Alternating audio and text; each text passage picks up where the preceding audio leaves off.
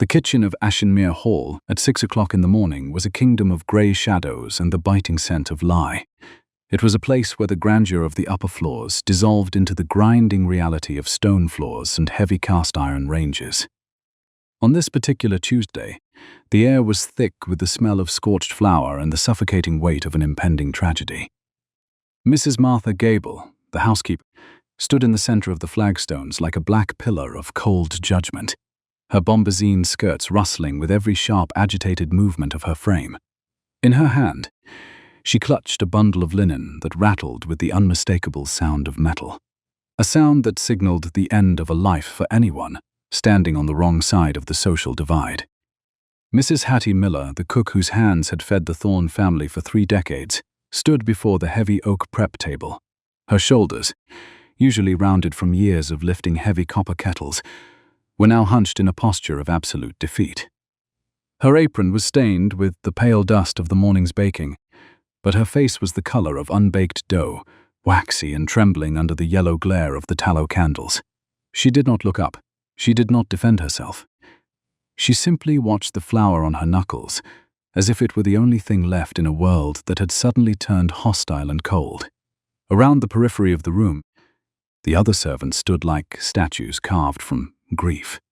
Eliza Brooks, a young maid with eyes wide and wet with unshed tears, gripped the handle of a broom so tightly that her knuckles were white. No one moved. No one dared to breathe. To speak against the housekeeper was to invite the same lightning strike that was currently aimed at the cook. The silence was broken by the sharp, metallic clatter of the silver tea service being emptied onto the wooden table. The spoons were the Duke's finest, engraved with the crest of the Thorne family, and they looked obscenely bright against the scarred and floury surface of the kitchen workspace. Mrs. Gable pointed a finger that shook not with fear, but with a terrifying sort of triumph. She looked at Mrs. Miller and spoke with a voice that was level, precise, and utterly devoid of mercy. She stated that the spoons of the service had been found at the very bottom of the cook's personal trunk during a routine inspection. She noted that theft of the master's silver was a capital offense. She reminded everyone in the room that the gallows were the only logical conclusion for a woman who would betray the stewardship of Ashinmere Hall for a few ounces of sterling. The weight of the accusation sat in the air like a physical burden. Mrs. Miller's mouth opened, but no sound came out. The shock had robbed her of even the ability to plead. In the Regency era, the word of a housekeeper was law among the domestic staff, and the word of a cook was nothing more than air. Martha Gable was well aware of this calculus. She had spent years cultivating a climate of fear, ensuring that her own systematic embezzlement went unnoticed by the distant and grieving Arthur Thorne. To Gable, the old cook was not a human being with 30 years of service. She was merely a convenient scapegoat, a piece of used parchment to be crumpled and thrown into the fire to hide the gaps in the household accounts. The spoons had been planted with the meticulous care of a hunter setting a trap, and the trap had now snapped shut with a definitive bone-crushing click. Beatrice Sterling stood in the darkened archway of the pantry, her presence almost entirely unnoticed by the volatile group gathered in the middle of the kitchen. She was the governess, a woman whose position existed in the uncomfortable liminal space between the family and the servants, and as such, she was often invisible to both. She did not have the status of a lady, nor the camaraderie of the kitchen staff. She was a silent observer, a woman who lived her life by the ticking of the clock and the sharpening of pens. Her fingers were stained with ink, a permanent mark of her labor, and her spine was as straight as the ledgers she so meticulously kept for her young charges. For weeks, she had watched the way Mrs. Gable moved through the house. She had noted the discrepancies in the grocery bills. She had observed the way the silver was polished and the way it disappeared. As Beatrice watched the scene unfold, she did not feel the frantic heat of anger. She felt the cold, sharp clarity of a mathematical proof. She looked at the spoons, then at the trembling cook, and then at the triumphant housekeeper. She saw the lie. She saw the structural weakness in Gable's performance.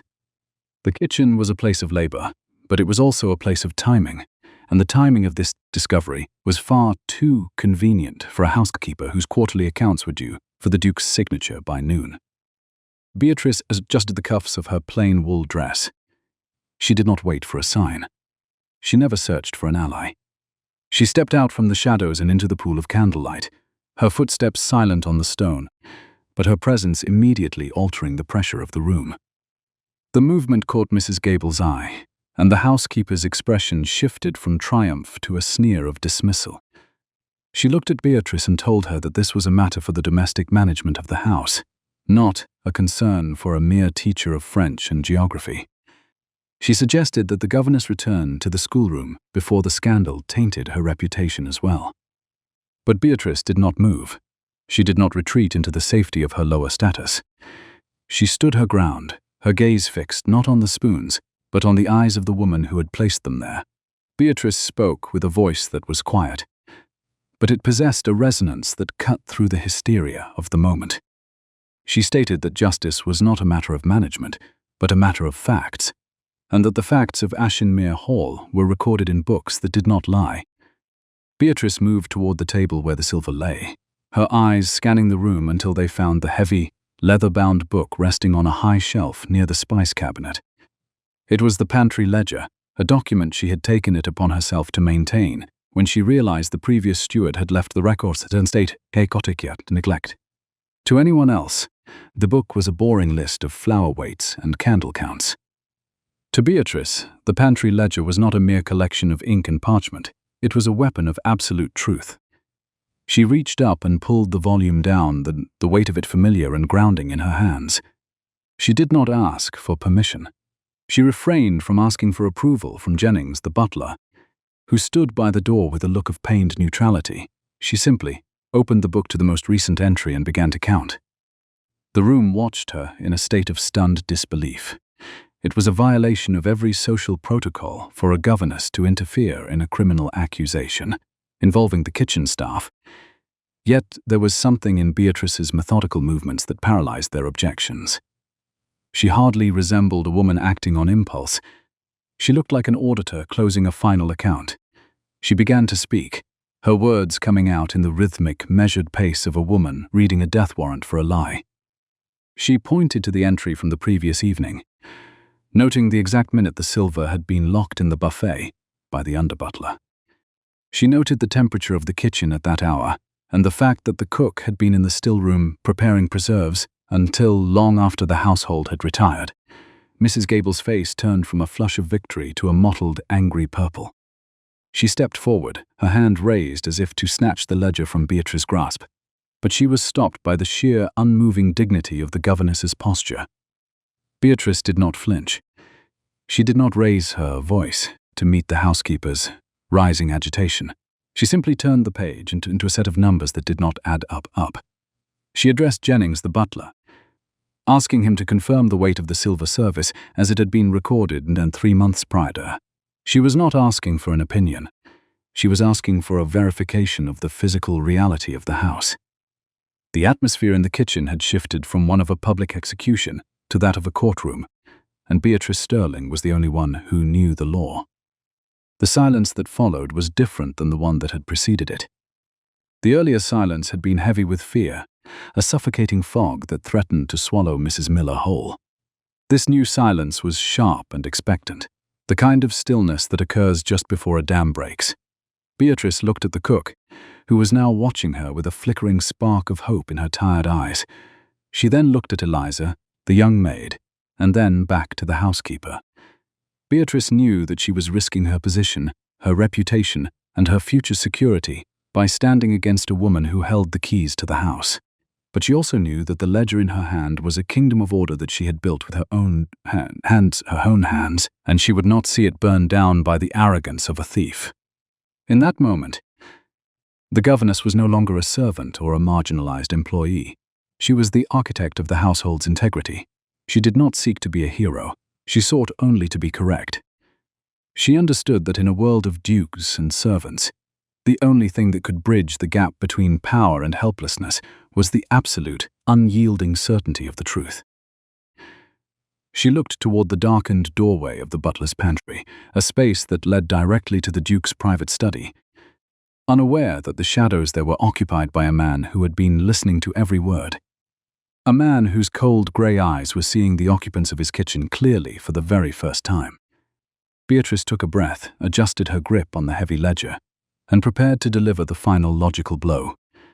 Beatrice Sterling refused to view the silver spoons as objects of wealth or symbols of the Duke status. She looked at them as data points in a flawed equation. She kept her finger firmly pressed against the grain of the ledger's paper, feeling the slight indentation where the ink had dried. A physical tether to the reality of the previous evening. The room remained suspended in a state of brittle silence. Mrs. Martha Gable stood frozen, her hand half extended in a gesture of interrupted aggression, her breath hitching in the back of a throat that had grown suddenly dry. The housekeeper's authority had always been built on the assumption that no one would dare to look at the numbers, that no one would ever question the narrative of the one who held the keys. Beatrice spoke again, her voice as level and cool as the stone flags beneath her feet.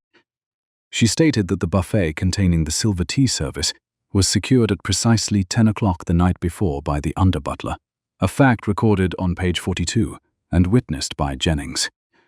She noted that the only two keys capable of opening that lock resided on the ring attached to the housekeeper's belt and the duplicate in the butler's pantry. She then pointed toward Mrs. Miller, whose hands were still dusted, with the white residue of flour, the physical proof of her labor. Beatrice observed that, for the cook to have obtained the spoons, she would have had to bypass a locked door without a key, move through the main hall past the night watchman, and return to her quarters, all while she was provably in the still room with Eliza Brooks preparing the morning's preserves. The logic was a cold, sharp blade, and Beatrice wielded it with the surgical precision of an auditor. The governess made no attempt to appeal to Mrs. Gable's mercy, for she knew that mercy was a currency the housekeeper did not trade in. Instead, she appealed to the physics of the house itself. She explained that the cook's quarters were located in the north attic, a full 3-minute walk from the kitchen, and that Eliza had not left the cook's side from 4 o'clock in the morning until the moment the fires were lit. Beatrice turned the ledger toward Jennings and asked him to verify the entry. She knew that the silver had been weighed before being locked away, and she noted that the spoons currently resting on the table were still damp with the oil of a fresh polish. An impossible detail, if they had been buried in a dusty trunk for days. The heavy brass key on Mrs. Gable's belt was not a tool of security. It was a record of access, a physical map of the only hands capable of reaching the silver before dawn. Beatrice highlighted this discrepancy without a hint of triumph in her tone, for she understood that to show emotion was to surrender the high ground of the facts. She simply stated the impossibility of the housekeeper's accusation. She observed that the spoons did not have the tarnish of a trunk's interior, but rather the gleaming, oily residue of the pantry's cleaning cloths. She asked Mrs. Gable with a politeness that was more devastating than a scream, how the cook could have polished the Duke's silver in the middle of the night, without a lamp, without oil, and without leaving the sight of a witness. Martha Gable's composure began to fray at the edges, the black bombazine of her bodice heaving with the force of her suppressed rage. She snarled that Beatrice was overstepping her bounds, that a governess's opinion on the management of the lower staff was as worthless as the dust on the windowsills. She attempted to reassert her dominance by reminding the room of her long years of service to the Thorne family, suggesting that her words should outweigh the mathematical fantasies of a woman who spent her days teaching children. But the room was no longer hers to command. The servants were looking not at the housekeeper, but at the ledger, and then at the straight, unyielding spine of Beatrice Sterling. They saw the truth in the numbers, a truth that offered them a protection they had never thought possible. Beatrice did not flinch. She did not raise her voice. She simply adjusted her spectacles and looked directly at the butler, asking him if he had authorized the silver to be removed for polishing after the house had been settled. Jennings, who had spent years navigating the treacherous waters of Gable, found himself compelled by the sheer intellectual authority of the woman standing before him. He looked at the spoons, then at the ledger, and finally at the housekeeper. He spoke with a hesitant but clear voice, stating that no such authorization had been given. The weight of the silence returned, heavier this time as the realization of the framing began to settle over the kitchen staff like a layer of fine, suffocating ash. The atmosphere in the kitchen shifted from a public execution to a laboratory of accountability. Beatrice was not a woman of high birth, but in that moment she was the sovereign of the room. She stood among the copper pots and the smell of lye, a woman defined by her stewardship of the truth. She looked at the spoons one last time and noted that they were not merely 12 pieces of sterling. They were the failed components of a conspiracy. She had counted the minutes. She had counted the keys. She had counted the cost of silence. And she had decided that the ledger of Ashinmere Hall would finally be balanced, even if she had to burn her own bridge to the upper floors to do it. Just as Mrs. Gable opened her mouth to deliver a final desperate command for the cook's arrest, a sound resonated from the shadows of the butler's pantry that froze the air in the room. It was the sound of a heavy door closing, followed by the measured, rhythmic clicking of leather boots on the stone floor. The shadows shifted, and Arthur Thorne, the Duke of Ashinmere, stepped into the pool of yellow candlelight. He was a man of shadows and silence. His presence, usually a distant thunder, felt only in the upper reaches of the house. Today, however, he looked as if he had been carved from the very oak of the manor, his grey eyes as sharp and unforgiving as a winter morning. He did not look at the cook, nor at the housekeeper. He looked at Beatrice Sterling. The staff dropped into a collective, frantic curtsy and bow, the movement like a wave of wheat caught in a sudden gale. Mrs. Miller's knees nearly gave way, and she had to clutch the edge of the prep table to remain upright. Mrs. Gable's face, previously a mottled purple, drained of all color until she was the shade of a bleached bone.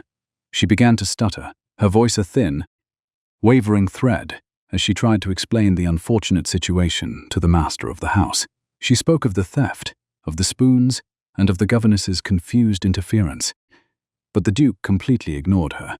He raised a single gloved hand, and the room fell into a silence so profound that the ticking of the clock in the corner sounded like the strike of a hammer. The Duke paused right in the middle of the kitchen, a space he had likely not visited in years, and the incongruity of his fine, tailored coat against the soot-stained walls only served to heighten the tension.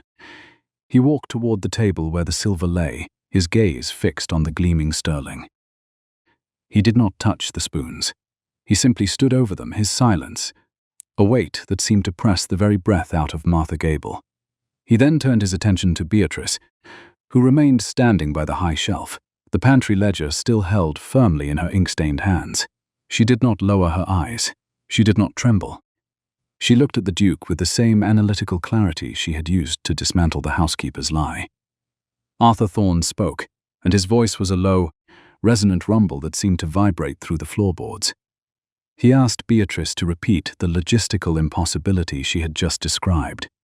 He was not asking for a summary. He was asking for the proof. He stood with his hands clasped behind his back, his posture reflecting the same rigid discipline that Beatrice herself possessed. He was a man who had spent the last 2 years retreating into a world of books and ledgers to escape the pain of his losses, and in Beatrice Sterling he found a mind that spoke his language. He did not care for the social scandal. He cared for the integrity of his house, a house he now realized he had neglected to the point of rot. Beatrice did not hesitate. She did not use the Duke's presence as an excuse for theatrics.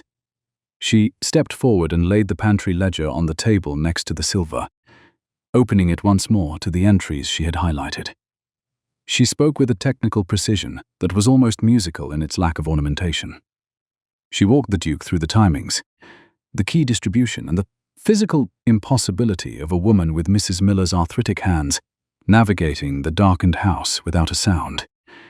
She pointed to the discrepancies in the grocery accounts that she had discovered in the margins, suggesting that the theft was not a sudden act of desperation by a cook, but a calculated distraction by a housekeeper whose own records were a landscape of deceit. As she spoke, the Duke's eyes never left hers. He was not looking at her as a governess or a servant. He was looking at her as a peer of the intellect. He saw the way her mind worked, the way she categorized the world into things that were true and things that were merely spoken. He saw the ink on her fingers and the straightness of her spine, and for the first time since his wife's passing, Arthur Thorne felt a spark of something other than grief. It was the recognition of competence, a rare and beautiful thing in a world of inherited arrogance. He listened to her explain the private art of survival that the staff had been forced to adopt under Gable's reign, and his jaw tightened with the realization of his own failure as a steward of his people. Mrs. Gable tried to interject, her voice rising in a pitch of frantic self-preservation. She claimed that the governess was a liar, that the books were forged, and that her own loyalty was the only thing standing between the estate and ruin. But the Duke turned his head toward her with a look of such absolute, icy disdain that the words died in her throat. He told her to be silent, his voice not loud, but carrying the finality of a closing coffin lid. He stated that he had been in the butler's pantry for the last 20 minutes, that he had heard every accusation, every logical proof, and every desperate lie, and every desperate how at the keys on her belt, the objects that were supposed to represent his trust, and saw them for the weapons of embezzlement they had become. The Duke then turned back to Beatrice. He looked at the ledger, then at the cook, who was now weeping silently with relief. He spoke to the room, but his words were meant for Beatrice alone. He stated that the gallows were indeed a logical conclusion for a thief, but that the thief was not the woman who had spent 30 years feeding his family. He looked at Martha Gable and told her that she was to surrender her keys to Jennings immediately, and that her presence at Ashinmere Hall was at an end. He did not shout. He did not need to. The power of his position, backed by the absolute proof, provided by Beatrice's mind, was a force that could not be resisted. Beatrice stood still as the housekeeper was led from the room, the sound of Gable's sobbing retreat fading into the distance of the stone corridors. No sense of triumph rushed through her, only a sense of completion, as if a ledger that had been out of balance for far too long had finally been set right. She looked down at her ink-stained fingers and then at the Duke, who was still watching her with a terrifyingly focused intensity. The kitchen was finally quiet. The grey shadows of the morning replaced by a sharp, clear light that promised a new and difficult day. The Duke did not thank her, for that would have been beneath his dignity, but he did something far more significant. He picked up the pantry ledger, held it for a moment, and then handed it back to her with a nod that was a contract of newfound respect. He told her that he had a library full of records that required a mind of her caliber and that the schoolroom could spare her for a few hours each morning. He did not ask if she was willing. He assumed that a woman who lived for the truth would not be able to turn away from a house full of lies. Beatrice took the book, her fingers brushing against the cold leather, and curtsied. It was not a curtsy of submission, but a curtsy of partnership, the silent acknowledgement of one architect to another. She did not speak. She did not smile. She simply turned and began to walk back toward the pantry, her spine straight, her mind already beginning to calculate the work that lay ahead in the dusty, neglected corridors of Ashinmere Hall. The kitchen? The kitchen of Ashinmere Hall slowly reclaimed its breath, though the air remained heavy with the ozone of the social lightning that had just struck. The rhythmic ticking of the long case clock in the corner, which had been drowned out by the sharp, metallic resonance of the accusations leveled by Mrs. Martha Gable, now returned with a persistent and mocking clarity. It was a sound that marked the end of an era, a mechanical pulse counting down the seconds of a fallen regime. Beatrice Sterling did not immediately leave her post by the pantry shelf. She stood with her hand resting on the leather cover of the pantry ledger, her fingers absorbing the cool, pebbled texture of the binding as if drawing strength from its unyielding facts. She watched as the other servants began to move, their actions jerky and uncertain, like clockwork figures whose mainspring had been wound to the point of snapping. Jennings, the butler, remained by the door for a moment longer than was strictly necessary for his station. His gaze lingered on the empty archway where the housekeeper had been led away in disgrace, and for the first time in her tenure, Beatrice saw a flicker of profound vulnerability in his eyes. He looked like a man who had suddenly realized the floor he had walked at for decades was made of thin, frosted glass. Beatrice Sterling moved toward the heavy oak prep table where Mrs. Hattie Miller was still leaning, her frame trembling so violently that the flour on her apron fell in small, white clouds to the floor. The silver tea service lay scattered across the dark wood, its polished surfaces reflecting the flickering tallow candles like the eyes of small, accusing animals. To the rest of the staff, those spoons were a symbol of the gallows and the terrifying reach of a superior's whim. To Beatrice, They were merely the physical evidence of a logical fallacy that had been corrected through the application of precise data. She did not reach out with a gesture of emotional comfort, for such things were not in her nature. Instead, she took a clean linen cloth and began to gather the silver, her movements methodical and precise. She did not want the cook to touch the objects that had been used as a noose around her neck. Mrs. Miller looked up, her eyes red-rimmed and clouded with a confusion that bordered on physical shock. She tried to speak, but her voice was a dry rasp, a sound of old paper tearing in a quiet room. She thanked Beatrice, her words stumbling over one another, her hands reaching out as if to catch a ghost. She spoke of the years she had served the Duke, of the pride she took in the Thorne family crest, and of the terror that had settled in her marrow when the housekeeper had pointed that shaking, accusing finger. But Beatrice simply continued her work, placing each spoon into the velvet-lined box with a soft, decisive click. Beatrice required no gratitude from the cook. She simply sought the balance of the house, a state of equilibrium where truth outweighed the weight of corrupted authority. The gaze of the kitchen staff was not a burden. It was an unallocated entry in a ledger she had not yet opened. Beatrice did not flinch. She did not acknowledge the silent plea in their eyes. She simply adjusted her spectacles and prepared to return to the schoolroom, her mind already calculating the hours she would have to sacrifice to fulfill the Duke's new mandate. She told Mrs. Miller that she had not spoken up out of a desire for heroism, but because the facts of the house were in contradiction with the accusation. Stewardship was not a matter of loyalty or emotion. It was a matter of maintaining the structural integrity of the truth. She noted that a house built on lies was a house with a rotting foundation, and that she could no longer teach the Duke's children in a schoolroom that sat atop such decay. The summons came less than an hour later. It was delivered by Jennings himself, who appeared at the door of the schoolroom with a posture that was significantly more upright than it had been at dawn. He spoke the name of Beatrice Sterling with a tone of formal respect that was usually reserved for the visiting gentry. He stated that the Duke requested her presence in the study immediately. Beatrice did not hurry. She did not allow her heart to quicken its pace. She finished the sentence she was writing in her pupil's copybook, laid the pen down so that its nib did not touch the wood, and smoothed the skirts of her grey wool dress. She was a woman who understood the value of a measured entrance and the dignity of a straight spine. The walk from the schoolroom to the Duke's study was a journey across the social and architectural divide of Ashinmere Hall. Beatrice counted her strides, 42 paces from the schoolroom door to the first marble bust of a long-dead Thorne ancestor. She observed the state of the house with the predatory eye of an auditor. The mahogany wainscoting was not merely unpolished. It was parched, the wood fibers beginning to pull away from the plaster in thin, splintered lines. In the quarterly reports she had found in the pantry, there had been a line item for 3 gallons of linseed oil every month. Either the oil was sitting in a crate in the cellar, or the money had never left the estate's coffers. It was a matter of theft through omission. She saw the dust that had gathered in the intricate carvings of the gallery walls, a sediment of neglect that had been allowed to fester under the corrupt stewardship of Martha Gable. She knocked once, a sharp, clean sound that echoed through the quiet corridor. The voice that answered was low and resonant, a rumble of stone against stone that commanded her to enter. Beatrice pushed the doors open and stepped into a room that smelled of old leather, cold tobacco, and the dry, sweet scent of decaying parchment.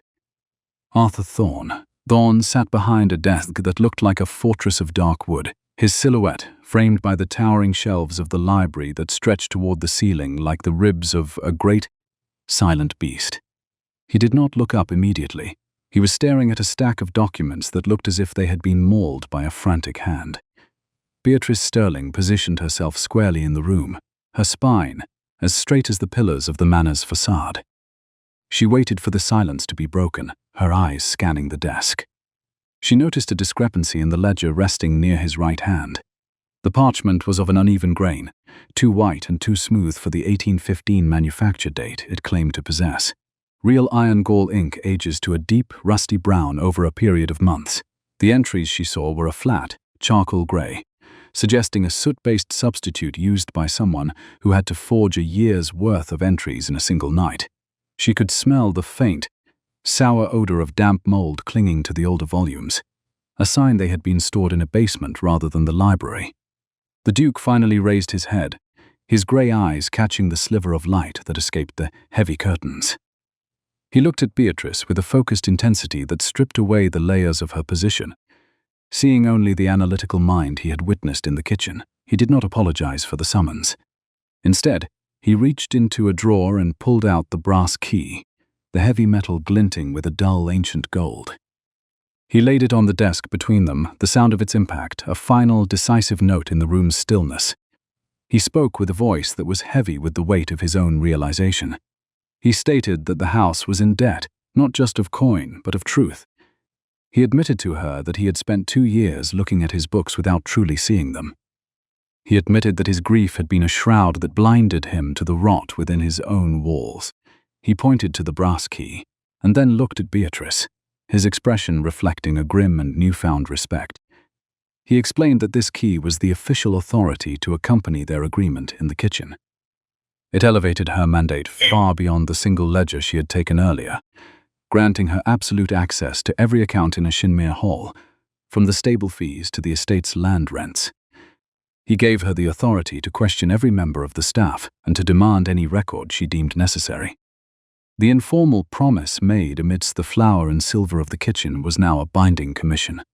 Furthermore, he noted that his earlier estimation in the kitchen had been severely flawed. He realized a few hours each morning would not suffice for the monumental task ahead. The schoolroom would have to be managed by a tutor from the village, for she was officially relieved of all governess duties. Her mind was now fully required for the survival of the duchy itself. Beatrice Sterling looked at the key. The brass key was not a mere piece of forged metal. It was a weapon of absolute accountability. She did not hesitate to pick it up, the cold metal biting into her palm with a satisfying, tangible reality. She never chased the warmth of the Duke's approval, for she understood that it was a burden as much as it was a promotion. She simply looked Arthur Thorne in the eye and stated that a full audit would be a matter of months, not days. She warned him that the truth she would find might not be a comfort, and that the names she would have to bring to his attention might include those he considered allies. She was not offering him a miracle. She was offering him a surgical extraction of the lies that had been poisoning his peace. Arthur Thorne nodded, a short, sharp movement that signaled his acceptance of her terms. He watched as she took another ledger from the stack, her ink-stained fingers moving with a grace that was born of technical mastery. He saw the way she did not just read the pages, but seemed to listen to them, her eyes tracing the flow of the numbers as if they were a secret language of cause and effect. For the first time in many months, the Duke felt a flicker of something other than despair. He felt the presence of a mind that could match his own, a woman who did not fear the darkness of his accounts because she carried her own light of logic. He did not speak again as she turned to leave, her footsteps silent on the thick carpet. Beatrice walked back toward the schoolroom, the key heavy in her pocket, her thoughts focused on the work that lay ahead. She understood that she was no longer just a governess or a servant. She was the architect of the house's restoration. She avoided searching for ghosts, for such things were as fleeting as the shadows on the wall. She sought only the cold, unyielding certainty of a balanced ledger. She knew that the path ahead would be filled with the resistance of those who profited from the chaos, but she harbored zero fear. She felt the quiet, private joy of a woman who has finally been given the tools to build her own sovereignty within the world of men. The audit had begun, and the silence of Ashinmere Hall would finally be filled with the sound of the truth being told, one entry at a time. It was not a matter of emotion, it was a matter of arithmetic. Beatrice Sterling stepped into the steward's office, a room that felt less like a center of administration and more like a tomb of buried secrets. The air tasted of dry rot and the metallic tang of old ink that had long since lost its potency. Heavy velvet drapes hung on either side of the tall windows, stiff with years of neglected dust, turning the chamber into a suffocating vault. She did not immediately occupy the heavy mahogany desk anchored in the center of the room like a silent wooden beast.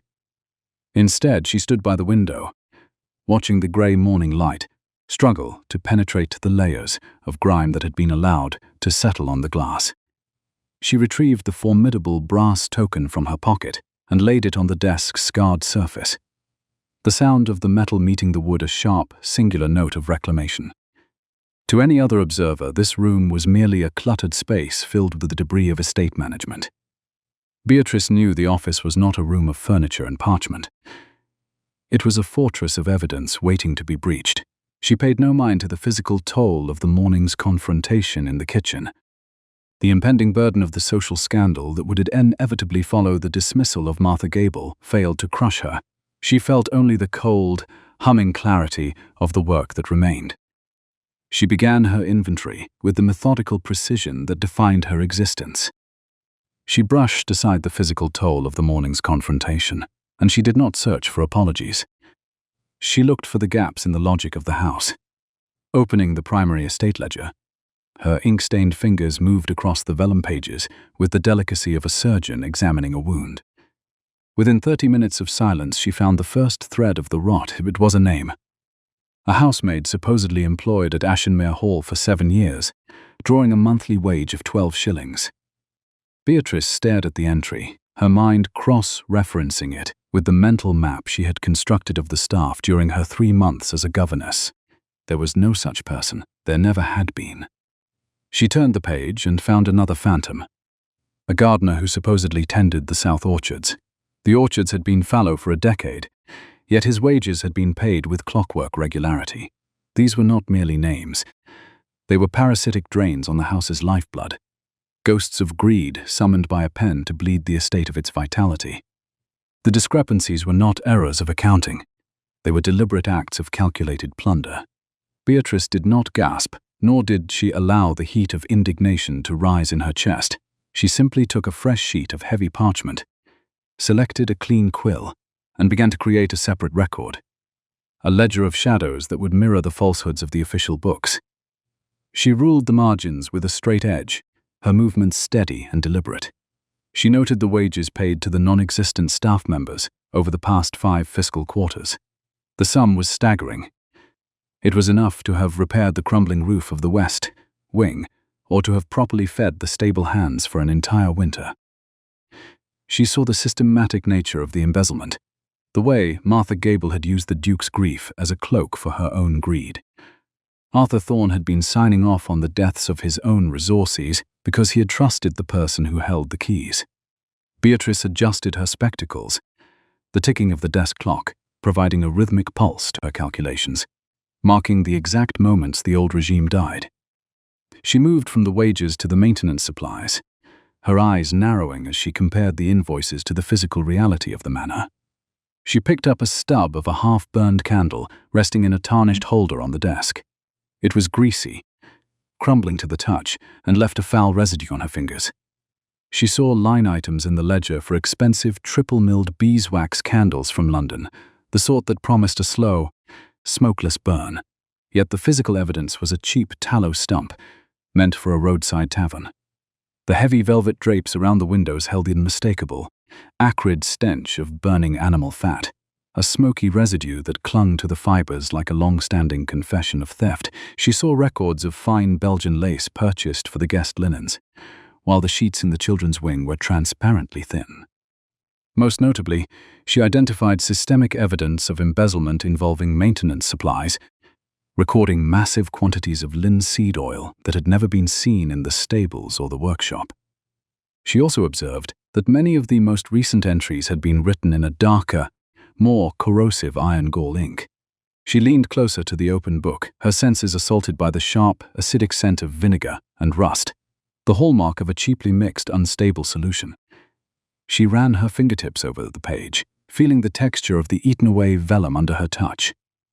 The acidic concoction was literally biting through the delicate skin of the parchment. The letters possessed a jagged, hungry edge, as if the lies themselves were trying to consume the very records of their existence. She traced the brittle, damaged craters where the acid had burned away the smooth surface. The embezzlement was a tapestry of small, interlocking thefts that had grown into a singular, suffocating shroud over Ashinmere Hall, recorded in a medium that destroyed the very proof of its crime. It was not her purpose to understand the housekeeper's motivations. The math remained the only relevant truth. Her task was to measure the depth of the void. She worked through the morning, the silence of the room absolute, her only companion, the scratching of her own pen, as she translated the lies of the past into the certainty of the present. She did not think of the Duke's grey eyes, or the way his voice had sounded in the study. She thought only of the numbers, the silent, private art of survival that she was now applying to an entire duchy. By noon, the shadows of the office had shifted, and Beatrice had identified no fewer than 6 phantom staff members and a systematic overcharge on every domestic contract held by the estate. Each false entry was a wound she intended to cauterize with the heat of the truth. She closed the heavy ledger, the sound of the thick cover falling into place a finality that echoed in the small room. She stood, her spine remaining as straight as a plumb line, and looked at the brass key. It was a matter of stewardship, not of emotion. She had found the rot, and now she would begin the process of excising it. She understood that she was no longer merely a woman teaching geography to children. She was the architect of a new order. She did not fear the resistance of the house, for she knew that the truth possessed a weight that no lie could indefinitely support. She stepped out of the office and locked the door, the click of the mechanism a physical seal on the secrets she now possessed. The audit was no longer a theoretical exercise. It was a war of arithmetic, and Beatrice Sterling intended to win. She left the cold, ink-stale silence of the office behind, crossing the threshold into the humid, flour-heavy warmth of the kitchen. The space that only hours ago had been a battlefield of accusations regarding the silver tea service was now profoundly different. The atmosphere had shifted from the suffocating fog of fear to a brittle, expectant stillness. The servants ceased viewing her as a governess, nor did they consider her a threat. They looked at her as the person who had survived the strike of the Duke's lightning and emerged with his authority in her hand. She did not walk with a triumphant stride. She did not raise her voice to command them. She simply held her ground on the flagstones and adjusted the cuffs of her dress, her presence commanding their attention, through the sheer force of her composure. She saw Eliza Brooks scrubbing the heavy oak table with a ferocity that spoke of a desperate need to cleanse the room of its recent history. She saw Jennings standing by the pantry, his face a mask of careful neutrality that could not quite hide the flicker of hope in his eyes. She did not offer a speech. She did not promise them a better life. She simply began to issue instructions that were rooted in the immediate, technical needs of the house. She spoke to Jennings, her voice level and precise. She informed the butler that the inventory of the silver would be conducted twice a day, once at dawn and once before the house was settled for the night. She stated that the duplicate keys to the buffet and the wine cellar would remain in her possession until a new steward was appointed. She was not asking for his cooperation.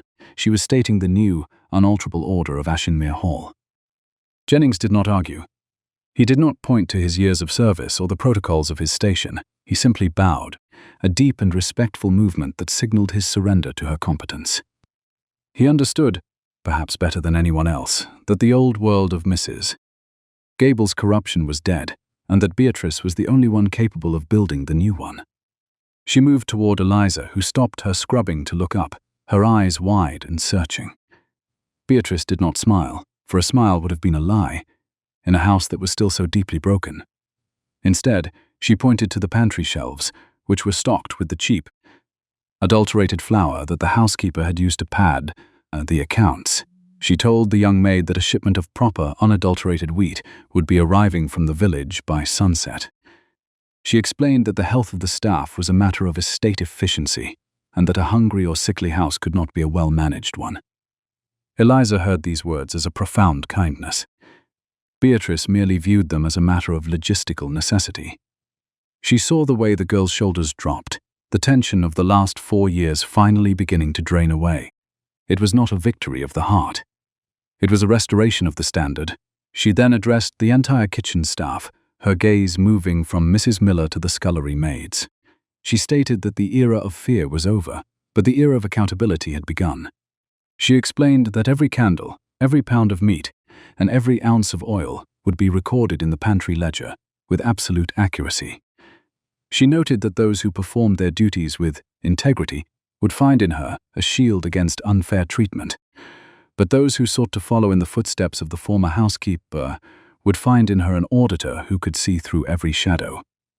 She did not shout, for she knew that the quietest voice in the room often carried the most weight when it spoke the truth. The staff remained silent, but it was a silence of dawning respect. They saw the straightness of her spine and the ink on her fingers, and they realized that they were no longer looking at a governess. They were looking at the master of the house's ledger. As the afternoon sun began to dip behind the hills of the estate, Beatrice oversaw the arrival of the new supplies. She stood by the delivery entrance, her notebook in hand, checking every item against the weight and quality she had demanded. She did not trust the word of the suppliers any more than she had trusted the books of the housekeeper.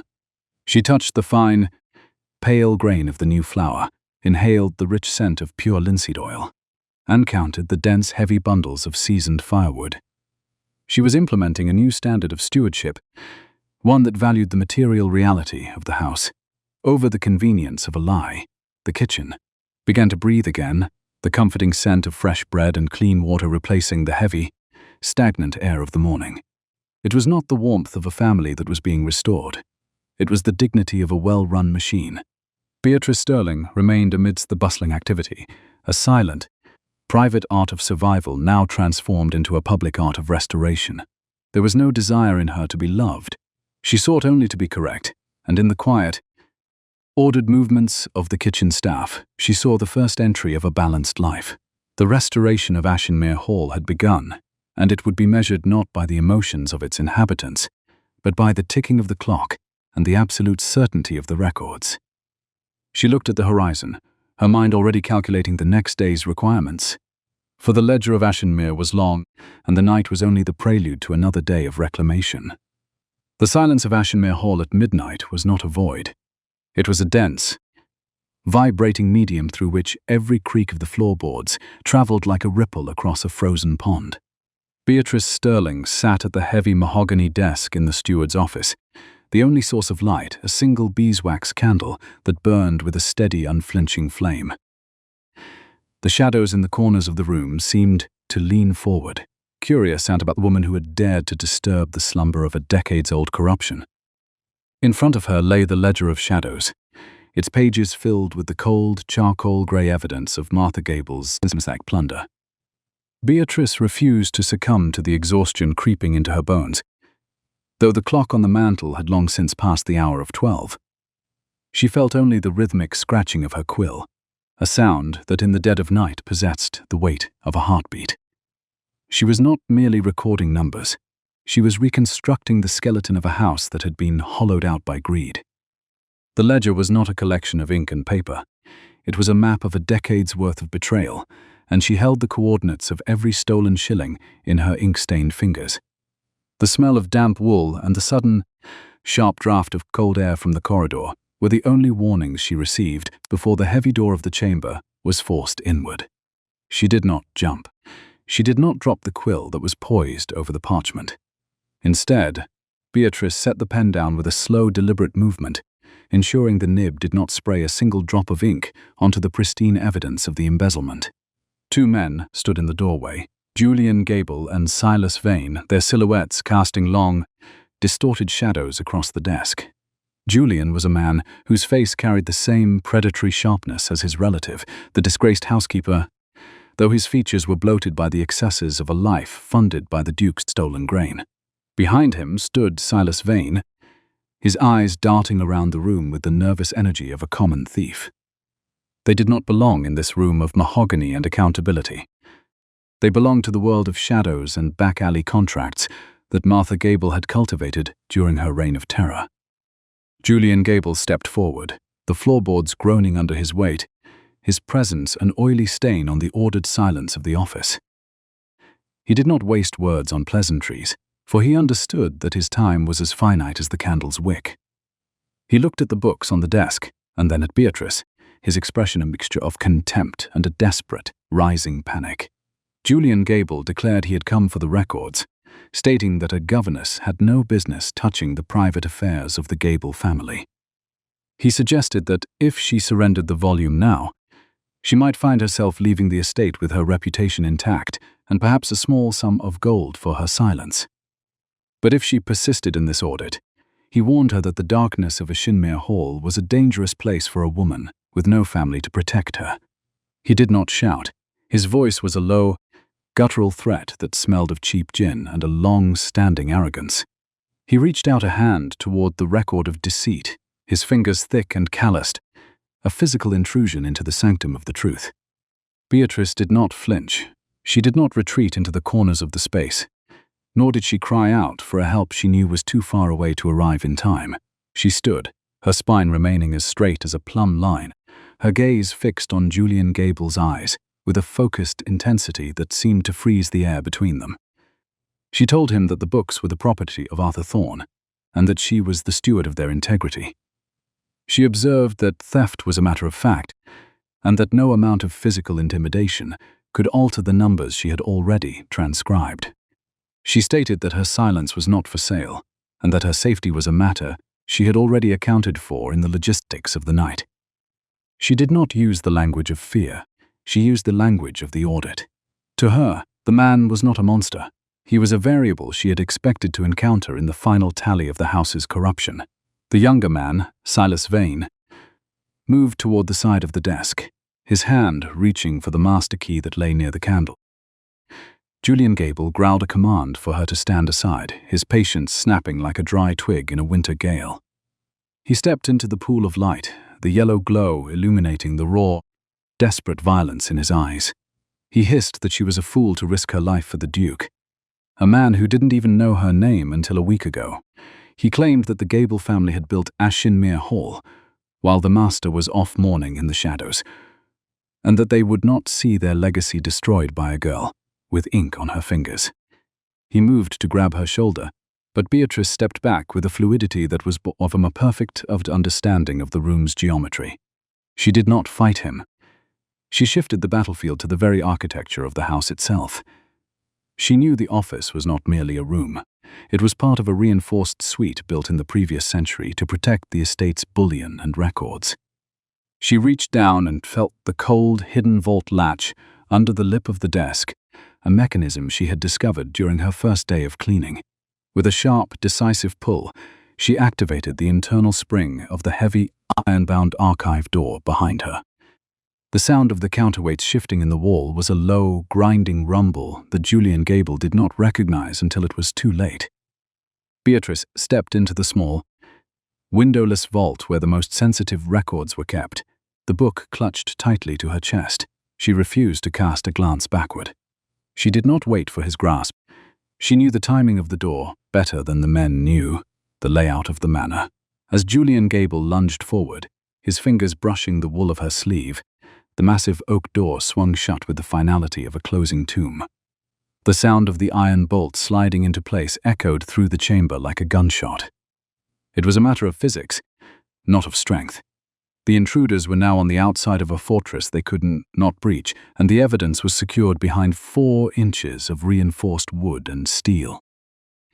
Beatrice stood in the darkness of the vault, her breath even and rhythmic, the silence of the small space a sanctuary of her own making.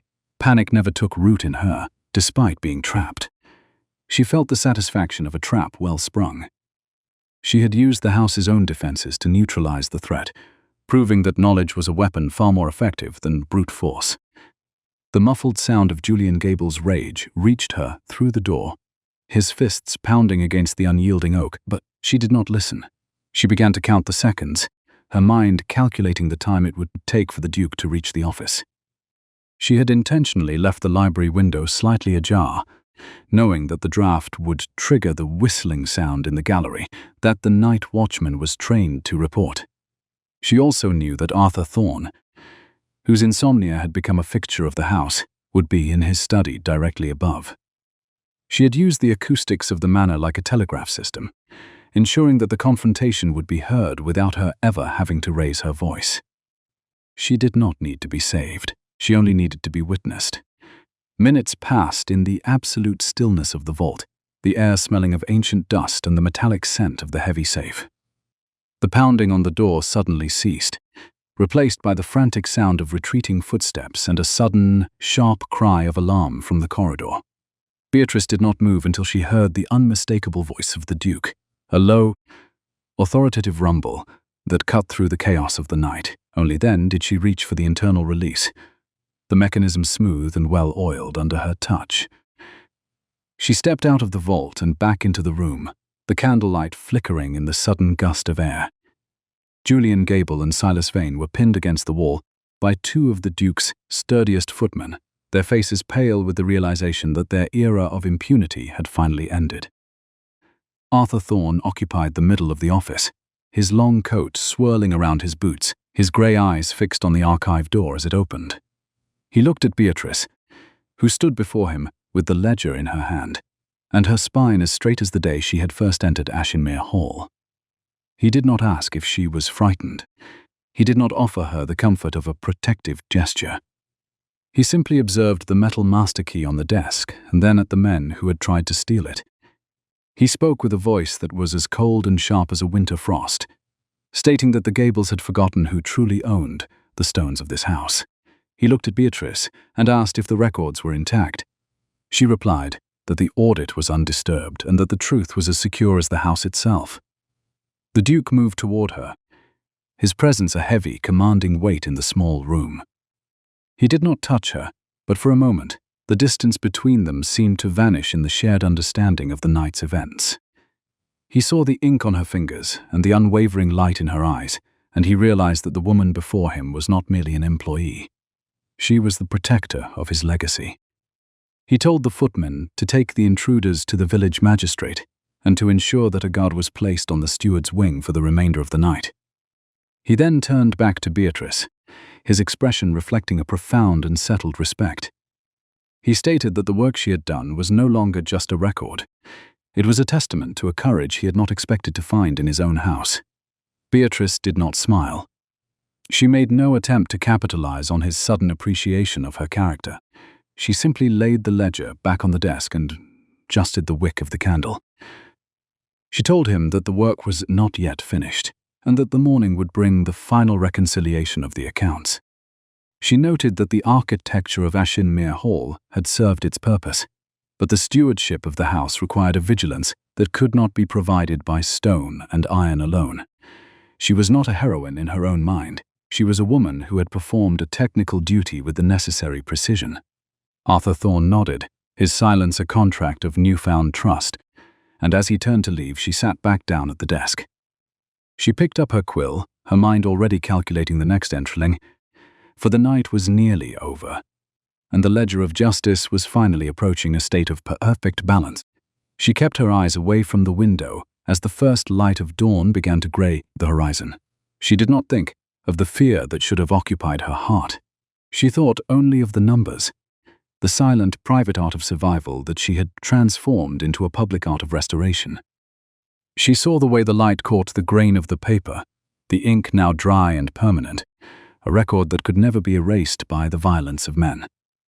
The restoration of Ashinmere Hall was not just a matter of gold and land, it was a matter of reclaiming the dignity of the truth. Beatrice adjusted her spectacles, her spine unyielding, and began to write the first entry of the new day. The house was finally quiet, the shadows of the past retreating before the steady, unflinching flame of the auditor's candle. It was not a matter of emotion. It was a matter of arithmetic, and the arithmetic of Ashinmere was finally being set right. The morning light of the following day did not arrive with a fanfare. It came as a cold, thin silver blade, carving its way through the mist that clung to the stone buttresses of Ashinmere Hall.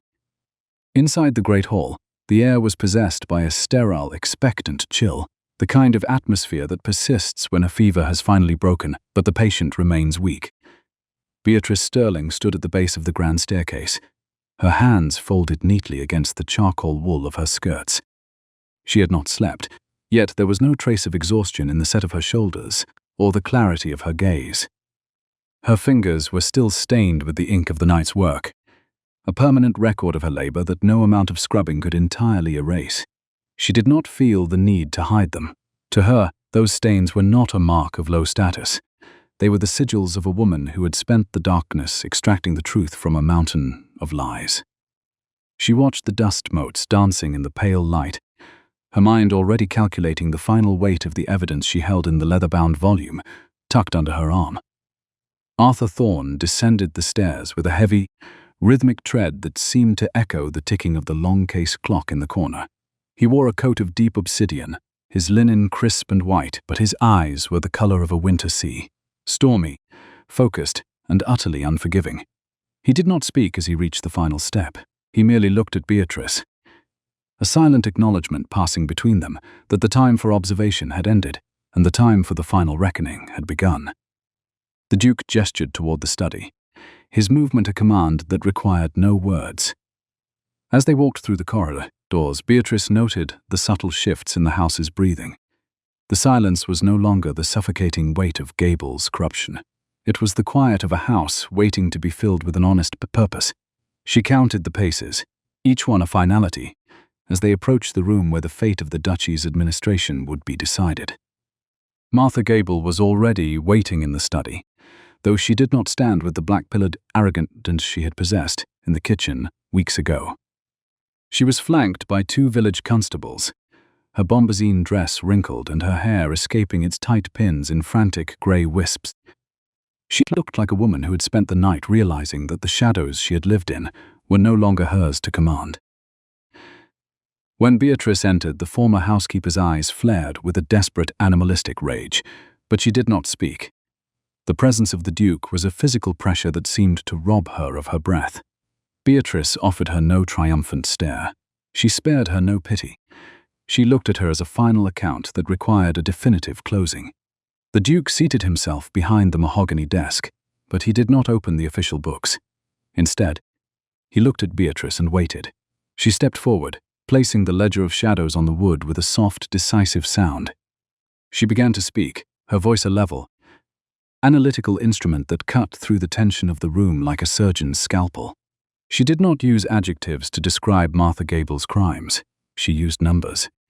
She walked through the systematic embezzlement of the maintenance funds, the 6 phantom staff members who had been drawing wages for a decade, and the corrosive iron gall ink that had been used to forge the records. She pointed to the physical evidence of the cheap tallow candles and the adulterated flour, contrasting them with the high-cost entries in the books. Each sentence was a logical strike, a technical proof that left no room for denial. Mrs. Gable tried to interject, her voice a shrill, breaking thread of frantic self-preservation. She claimed that she had done it all for the house, that the Duke's neglect had forced her to manage the estate in her own way to keep it from ruin.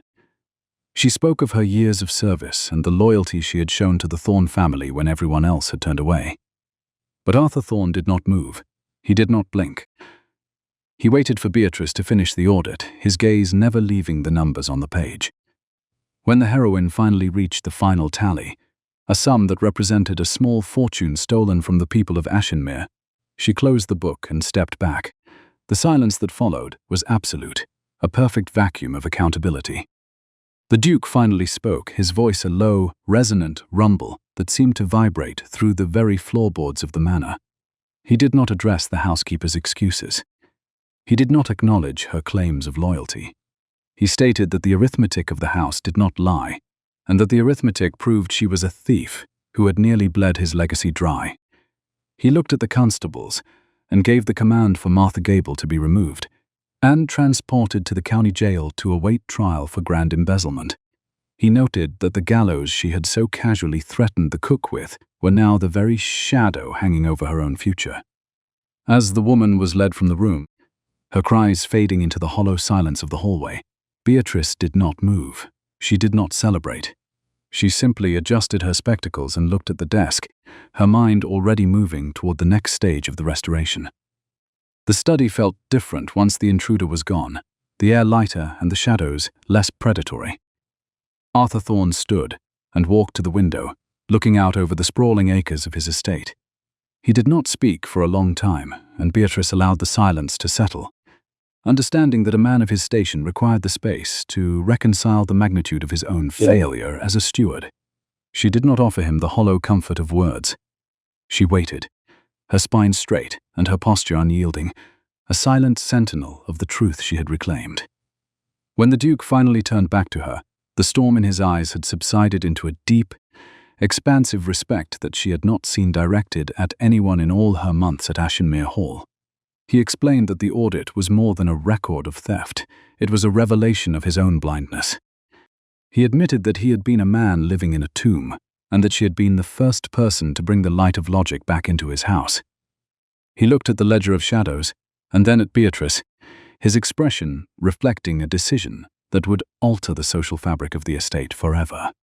He stated that the position of household manager was not sufficient for what he required. He explained that a house like Ashinmere needed more than a servant. It needed a partner who understood the grammar of its stones and the syntax of its survival. He picked up the brass key from the desk and held it out to her, his hand steady and his gaze unwavering. Arthur Thorne then said words that Beatrice had not expected to hear, words that fulfilled the promise of the first morning in the kitchen. He confessed to hearing every word she spoke in defense of Mrs. Miller, and that it was not just the logic of her argument that had arrested him, but the unyielding integrity of her spirit.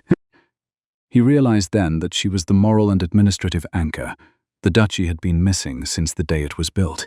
He was not offering her a job. He was offering her the stewardship of his world. He stated that the schoolroom would always have a place for her, but the heart of Ashinmere Hall was now hers to manage, to restore, and to protect. Beatrice Sterling looked at the key. The key was not a piece of metal.